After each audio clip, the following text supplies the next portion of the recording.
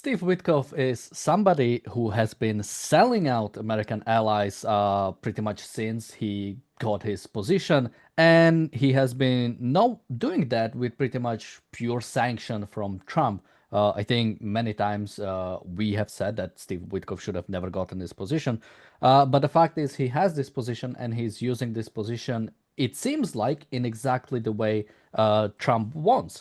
He either, Trump sees New York Times article about the fact that his health is failing and then posts on it on his Truth Social. So I think he sees what people are saying about Steve Witkoff, and when he responds, he's like okay with it. Specifically, what has happened now is there is a conversation. Well, there's many things when it comes to his Steve Witkoff's dealing with Russia. One, we have a conversation, I think originally posted by Bloomberg, if I Yep, remember.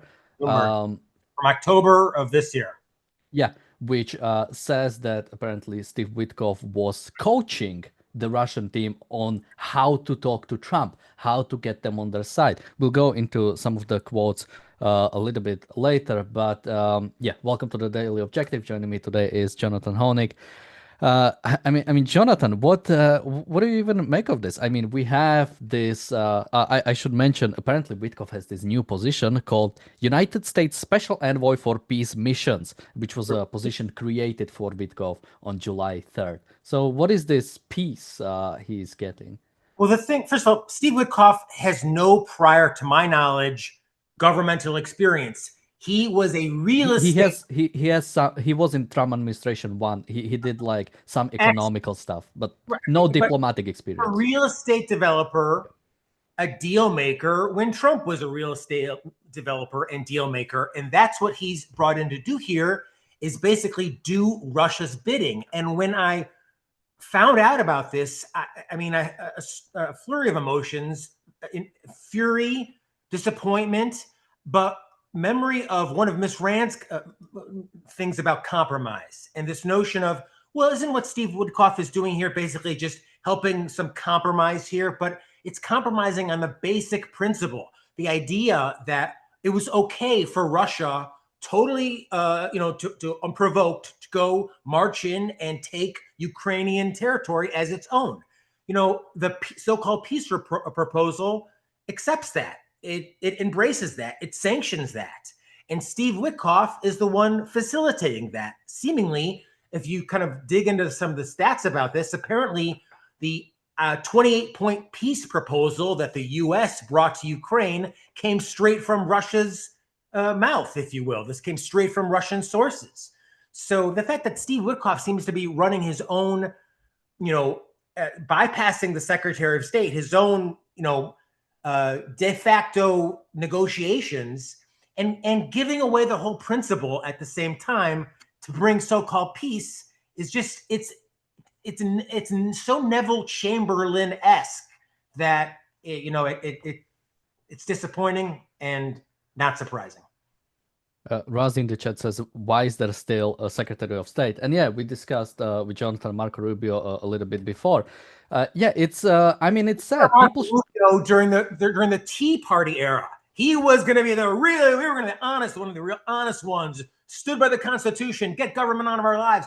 What does he do now except for show up for press conferences and smile and compliment the president?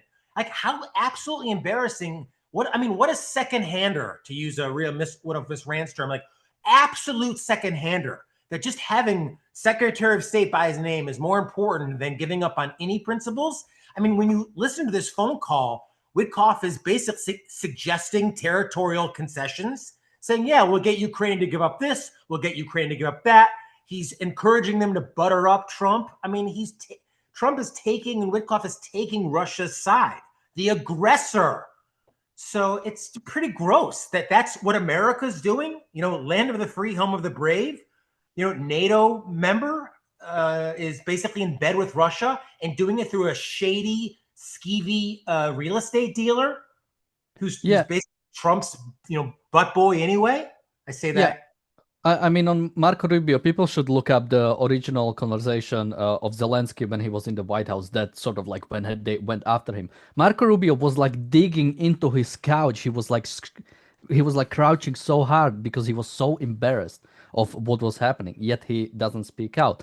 Like Uh, this guy's yeah, country got invaded and it's being bombed every day, but he didn't put on a suit. And what an outrage that is. It's I mean, it's like when people used to be outraged about Obama wearing a tan suit. It's like that was a big outrage back in the day. It's like, but now we have again Witkoff, who basically is in a made up position. This isn't like he wasn't nominated to this. There was, this is a Trump crony put in to make these very sensitive deals. And what I just get frustrated about is, again, Miss Rand wrote a whole essay about compromise. I think it's called The Anatomy of Compromise. And the idea that when you compromise on principle, offering the burglar a single teaspoon of one's silverware would not be a compromise, but a total surrender. And that's what the US is doing here. Total surrender. Why? Because Trump wants to be the peace president. He wants to be the one who stopped all these wars, but at what cost? If you allow a country to go in, and so it says to China, all right, go ahead, take Taiwan. It might be a messy year or two, but you'll get it, and we'll go along with it. So it's like there's just no respect for any of the principles that I thought, and I think Miss Rand thought America once truly stood for. we have a super chat from Bonnie, thank you so much, and a super chat from Wolfguy, thank you so much. And yeah, if I go to one of the quotes from Steve Witkoff with the conversation with the Russian diplomat, I think one of the more senior Russian diplomats, he said, "Now, me to you, I know what it's going to take to get a peace deal done. Donetsk and maybe land swap somewhere. But I'm saying instead of talking like that, let's talk more hopefully because I think we're going to get a deal here." So he says, I know you're getting this land. Let me add you some more. Let me help you with getting some more because like look at the 28 point deal, and we now have there is a reasonable assumption to make that the deal that American government is now trying to force on Ukraine was straight up Russian deal, was straight up something that Russia sent, translated into English, and put forward as an American idea, as like this is what we stand by. Like you cannot get more. Yeah, I Traitorous, mean, yeah. treasonous. I mean, people are saying that Witkoff is a traitor, and it's completely treasonous. And you know what? Think about it. Miss Rand detested Ronald Reagan, who at least had the courage and wherewithal to call Russia the evil empire. And here we have America on Russia's side.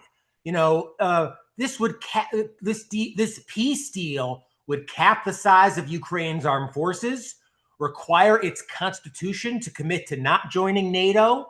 As you said, it would require Ukraine to surrender the entire Donetsk region, even areas that are not under Russian control right now. So it's total capitulation. And Bonnie, who's a super chat member and a monthly member, says, sure, a war ends, you surrender. And that's what America is doing here. So Trump can effing pat himself on the back and say, I'm the peace president. It's like, I remember what Dr. Peikoff would always talk about rationalism. And I never really got it, I think, until I got a little bit older or whatever. Maybe I read more, I thought like, we're just totally detached from reality. And that's what I see in this case. Oh, you're the peace president. Like in your own mind, all you've done is guarantee the next invasion. Could be Poland, could be anything. There's certainly the Baltics, and Russia and Putin are playing the long game, as is China.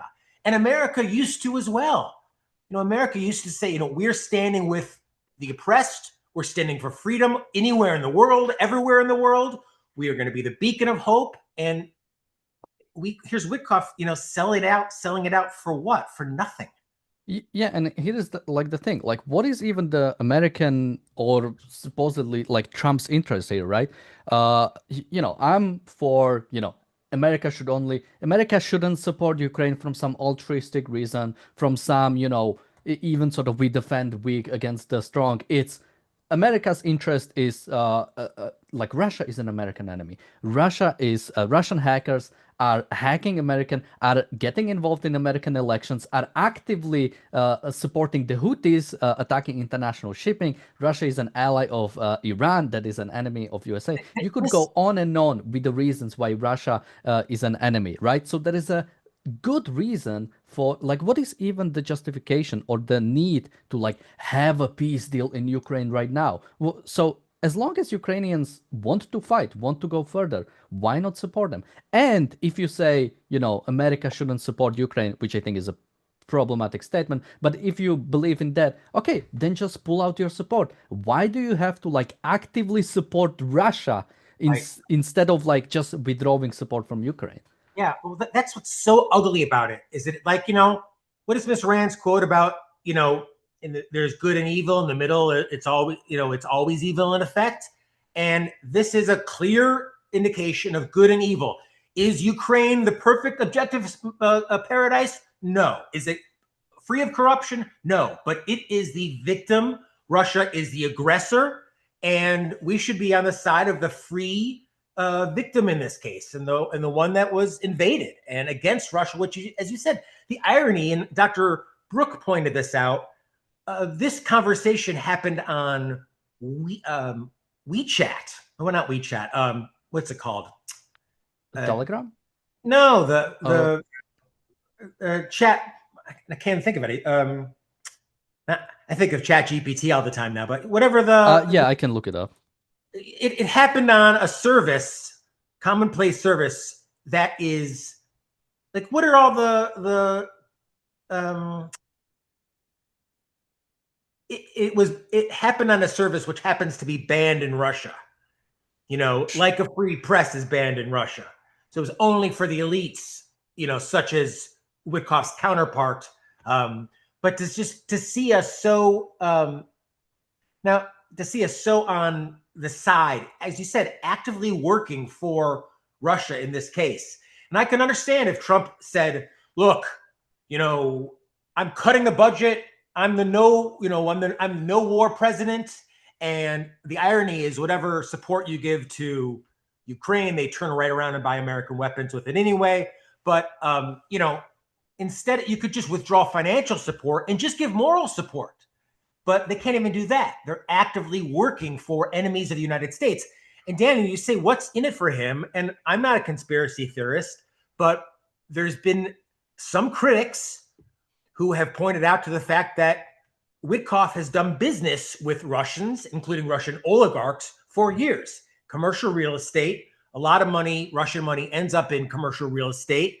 And this has been a big part of his transactions and capital historically have been through Russian sources. That's his experience, I guess, on some level, is that, he's done a lot of business with Russians.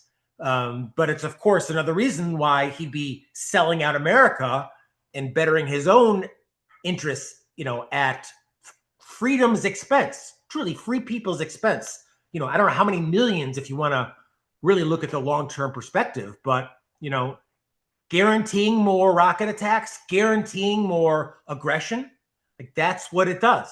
And that's what the U.S. is doing. And it's, if treason is actively working for one's enemies, I don't know how this could be described other than treasonous. Yeah, and I want to go into the way Trump is now talking about this. But first, sort of question from you, and somebody asked in the chat, why shouldn't USA make a deal with Russia? A deal between US and Russia would benefit, would be bad for everyone else except US and Russia. And Jonathan, you are an American. This. I mean, I have a clear interest as somebody bordering Ukraine. But Jonathan, what do you see? You as an American, and what is your interest, and by extension, America's interest, because that's what America's interest represent, is simply individual interest of its citizens when it comes to the Ukraine-Russian conflict, or specifically even Russia? I mean, any free person around the world, any rational person around the world should be completely alarmed when they see a country attacked without provocation, historical and recognized borders violated without provocation, completely innocent people targeted with heavy weaponry and killed without concern. Anyone, whether you're in the neighborhood or not, should be concerned about that. Now, do I think American kids have to go and die for that? No, but I know which side you should be on. And, I believe which side Miss Rand would be on. And once again, in every situation, there's good and evil. And this is a simple case of it. I mean, what's been so fascinating to me these days has been historically, it's been the left in America that has whitewashed the Russians. But to see so many so-called right wingers these days, putting a spin on Vladimir Putin, and I don't know if Putin has something on Trump, but there's like an attraction now to authoritative dictatorships.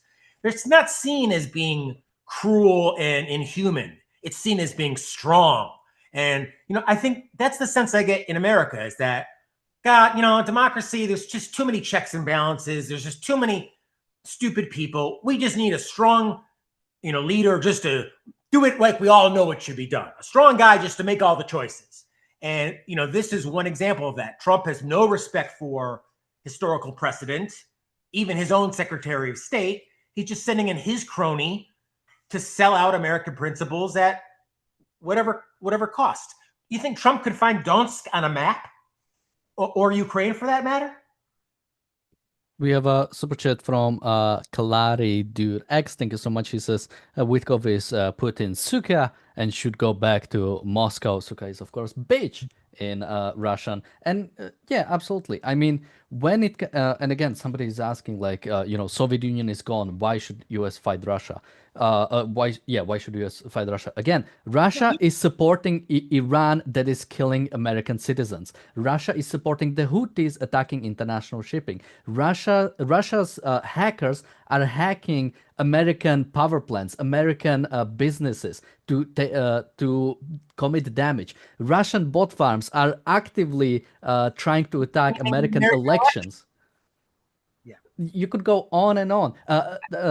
Russia is not afraid of killing people inside of United Kingdom with poison and stuff. You think they would be afraid with killing people in America, especially if we allow them to go further and further? Again, if this deal happens, Ukraine will get invaded again and taken over. What is then? I recently, I'm not sure how much you follow Gary Kasparov, but he's been pretty good on Russia.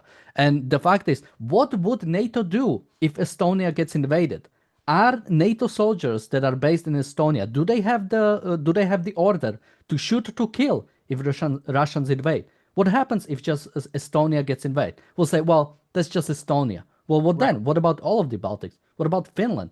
What about Romania? What about all of Europe? At what point will we say, no, Russia cannot... Again, Russia is not a random country. It's an enemy that we have been fighting for decades. How long until they can do whatever they want? That is Miss Rand's quote, and I'm going to quote it one more time. There can be no compromise. Why should we not? Russia shouldn't be getting one effing square inch of Ukraine.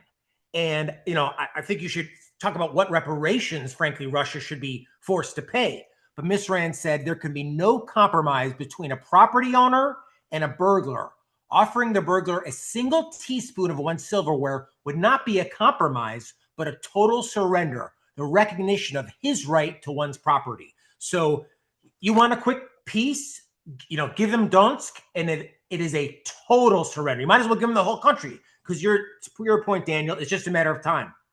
Yeah, and we've already seen it, right? Russia invaded Crimea in 2014. We did some sanctions, we did some condemnations, but we basically didn't do anything about Russia. We emboldened them to say, hey, might as well take over the whole country. They didn't do anything about Crimea, might as well try to do the whole thing. This is exactly what happens. If they manage to grab 25% of Ukraine right now, one, they probably wouldn't even have to invade because the country would fall apart and would become a puppet regime like Belarus did easily. They invaded Georgia.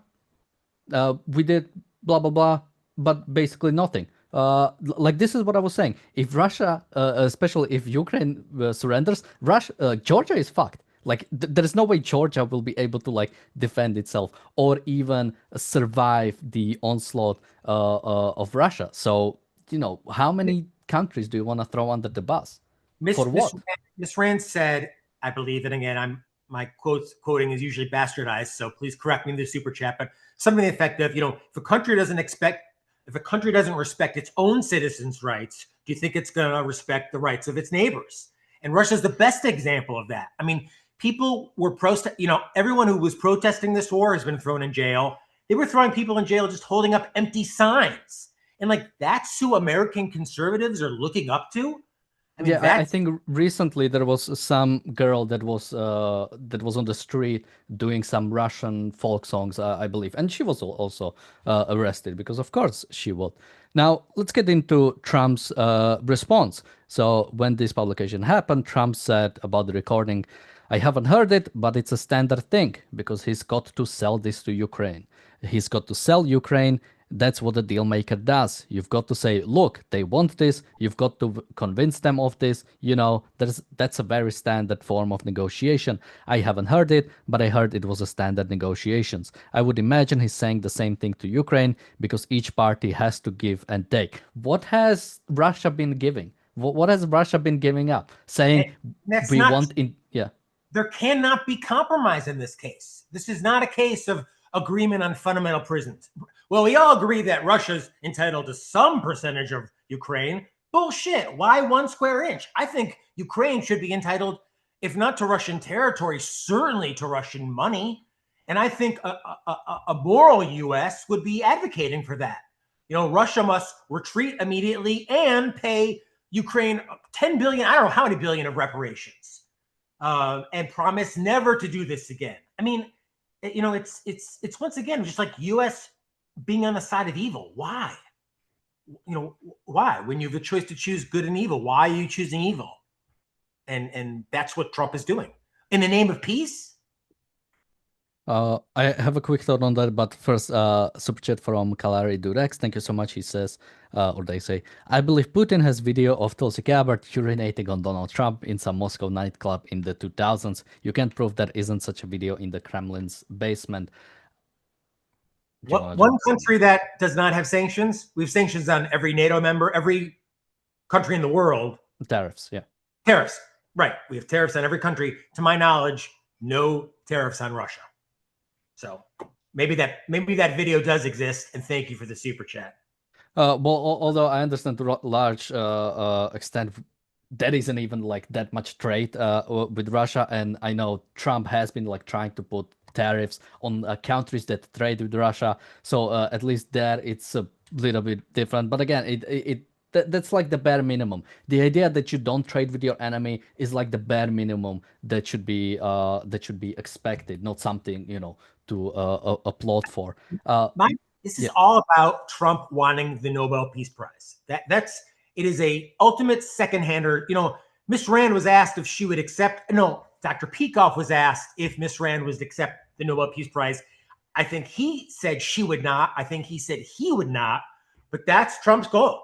He knows that Obama got it. He wants it, and he's gonna keep ending as many wars in his mind as he can say. The Nobel, these guys are crazy. I've solved so many wars, and I'm not getting the prize. You know, who's more about peace than me?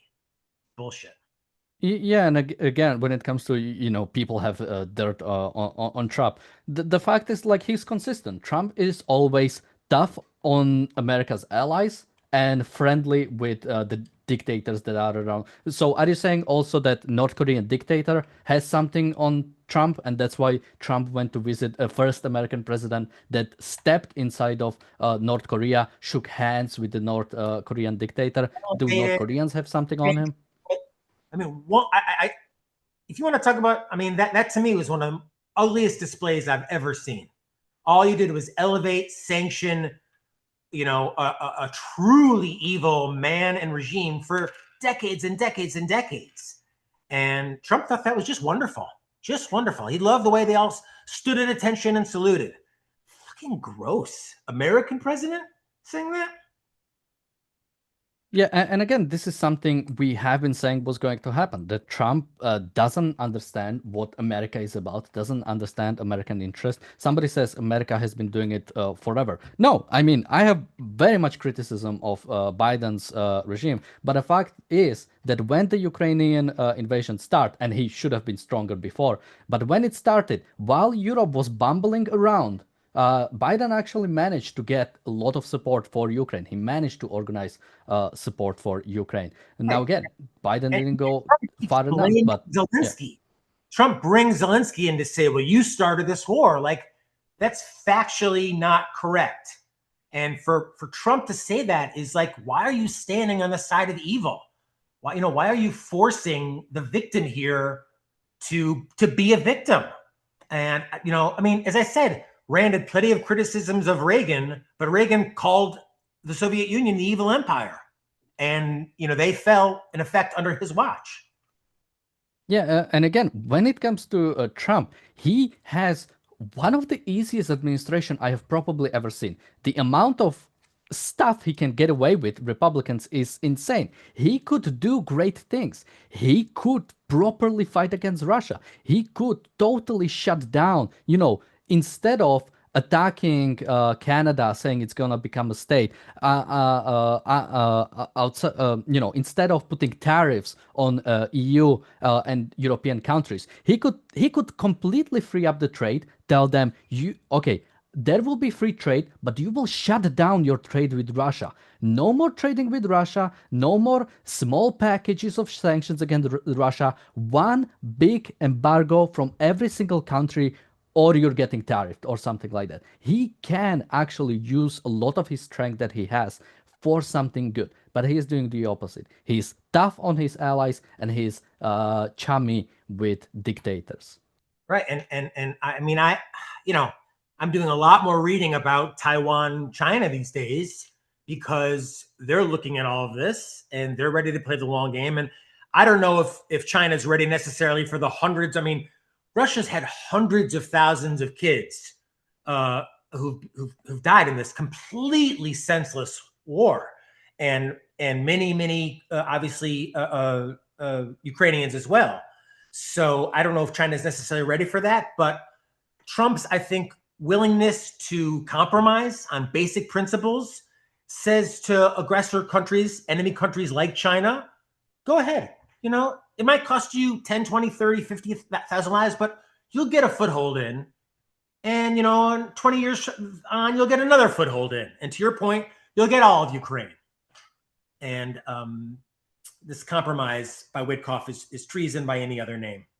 Yeah, absolutely. And this is what dictatorships need. They need an outside enemy. They need somebody to fight. And they need this kind of like successes, right? Sort of getting something out of Ukraine. Whenever evil countries manage to get a compromise out of Western countries, out of good countries, that's a win for them. If Putin can establish some sort of peace on Ukraine, meaning if Putin can get territory inside of Ukraine internationally recognized, we are never getting rid of Putin for the rest of his life. We will never get rid of him after that because he would have so much power. Every time Trump mentions Putin, it's embarrassing. He says, Putin's a great man. I have great respect for him. Like, really? You have great respect for a man like Putin who would orchestrate this whole thing, who would orchestrate the death, the totally unnecessary death of hundreds of thousands of people, a really megalomaniac fanatic who would invade a sovereign country for no reason than to reassemble the Soviet Empire from 50, 60 years ago. Like, you have a great respect for him. You have great respect for the leader of North Korea, who like has his own family shot at gunpoint because they talk smack about him or something, or maybe not. I don't even, it's like, who has great respect for these people? Who would accept a phone call with them, let alone dine with them? It's just, it's compromise on basic principles, which is something that, to my knowledge, Rand was unwilling to do, and part of what makes, I think, objectivism as powerful as it is. It's not just go along to get along. Yeah, and sort of to wrap it around back when it comes to Witkoff. Again, you people who are still sort of fond of Trump, you might blame it on like a deep state of like the things that are going bad with his administration. But the fact is, Trump is choosing these people. He probably reads every single newspaper about him. He is so narcissistic about it. He knows what is happening and he's choosing to go along. Trump, despite how he views himself, he is the most easily manipulated person you have ever seen. I mean, the amount of stories I have read about, these businessmen from Switzerland came in, dropped a gold bar on his table. The gold bar is still on that table, and suddenly Switzerland has lower tariffs. I mean, it's ridiculous. it's so blatant in its corruption. It's the kind of thing that at least Bob Menendez had the wherewithal to try to hide that gold bar. Trump's accepting it right there in the White House. And I mean, we can talk ad infinitum, but to me, this is just a question. And I know it's time for us to wrap it up, but you know, like there's two sides. There's good and evil, and the middle is evil as well. And the U.S. in forcing Ukraine here to compromise, to give up territory, to agree to military restrictions, is completely guaranteeing more aggression from Russia and more countries, including, I mean, I don't want to be dark, but ones in your neighborhood, Daniel, to be potential victims. Ukraine is already in my neighborhood, so Yeah. yeah, absolutely. And again, what would then again, Russia will not be afraid of killing Americans. This is something you have to realize. Russia will, of course, kill Americans if it would be in its interest. People who are refusing to see that are There are looking for a people surprise. with abandon. Now, I want everyone, please. We have over 50 watching, but just a small smattering of likes. So please smash that thumbs up button. It helps with the evil algorithms. And share this show and share what we're doing with the Ayn Rand Center UK. You know, we bring you original programming 7 days a week inspired by Miss Rand, and we can only do it because of people like Bonnie. Bonnie is a YouTube member. It's maybe 5-10 pounds a month, and it really goes a long way in helping us keep the conversation going, referring you to Miss Rand, keeping Miss Rand's ideas alive in today's culture, referring young people especially. So thank you for being part of what we're doing, and we'll be back here tomorrow, same time. Yeah, and I should mention Bonnie's asking Zelensky's reaction to this plan. From what I've seen, and this is like paraphrasing, it was basically if it means not accepting this deal will lose America as its ally, that's what we'll do. And he understands that, yeah, that is the only taking this peace is complete takeover of Ukraine by Russia. So he understands that if it means losing Russia, and that is scary and that is sad. The fact that I mean, imagine if like United Kingdom during World War II had like some dumb requirements from America and had to say, okay, would rather fight without America against the Nazis than have this kind of ally. Remember when Rand left Russia? There's a story of when Rand left Russia, an old man said to Miss Rand, and I'm going to get the quote wrong, but it's something to the effect of, tell them in America that Russia is a cemetery and we are all slowly dying. And that was what, in 1920? So here we are 100 years later, and it's still the case. Terrible culture, and shitty quality of life as a result. And I'm sorry, Tucker, don't show me some supermarket in Moscow to show me anything otherwise. A country with no respect for its own citizens, not one bit. Yeah, just sort of to throw that. If you want to get a house in Russia, which, people are talking about, the interest rate right now is like 25% for a mortgage. So yeah, that's a respectful country. That's a great country. But yeah, Jonathan. I would never go to Russia. I wouldn't set foot there. If I had a flight that was a connecting flight, no way. I would consider it a personal sanction and a real potential threat. Yeah.